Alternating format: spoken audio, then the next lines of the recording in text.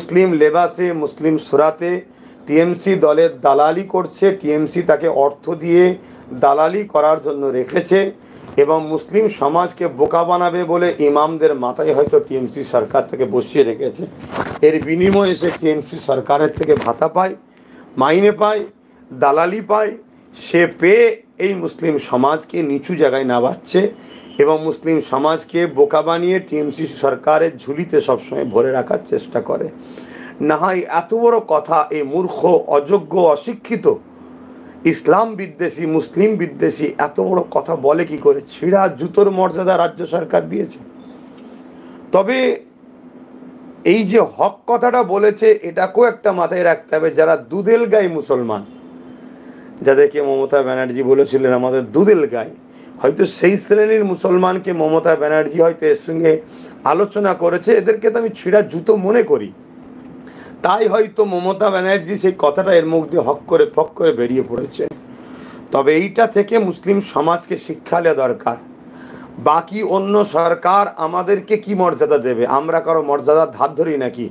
আমাদেরকে মর্যাদা স্বয়ং আল্লাহ, আল্লাহ রসুল দিয়েছে। দিন ইসলাম আমাদেরকে মর্যাদিত করেছে।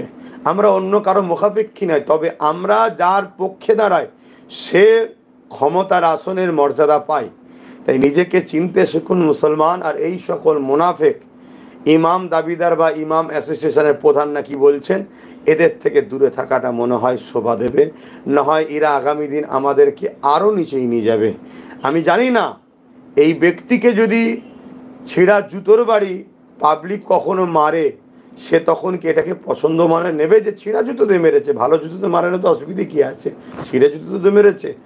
এই ধরনের ভুলভাল বক্তব্য দেওয়া, এ থেকে প্রমাণ হয় এ সম্পূর্ণ মুসলিমদের বিরুদ্ধে, ইসলামের বিরুদ্ধে। না এত নিচু করতে পারে কি করে মুসলিম সমাজকে? এত নিচু ছিঁড়া জুতোর সঙ্গে তুলনা করছে, এটা বড় দুর্ভাগ্য। এবং পাশাপাশি আরও একবার বলছি, এই কথা সত্য কথাই মমতা ব্যানার্জির সঙ্গে হয়তো তার আলোচনা হওয়াতে সেও হয়তো বলেছে। কেন একবার দুধেল গাই বলেছিল, তা আমার দুধেল গাইগুলোকে তো আমি ছিঁড়া জুতোর মর্যাদা দিই, অন্য কেউ তো দেয় না, আমি তবু তো মর্যাদা দিই। আমি জাতির কাছে প্রশ্ন রাখবো, অনুরোধ করব, আপনাদের কি মর্যাদার এত অভাব পড়ে গেছে যে রাজ্য সরকারের কাছে ছিঁড়া জুতো হয়ে থাকতে হবে? আপনাদের মর্যাদা আল্লাহ রসুল দিয়েছে, ইসলাম দিয়েছে। তাই নিজেকে চিনতে শিখুন, না হয় আগামী দিন আল্লাহ আমাদেরকে ধ্বংস করে দেবে। মোহাম্মদ ইসমাইল হোসেন প্রশ্ন করছে, বোম বন্দুকের সময় নওশাদ সিদ্দিকী শিক্ষার কথা বলছে, এটা মানুষ ভালোভাবে নিয়েছে, কি বলবেন এ বিষয়ে?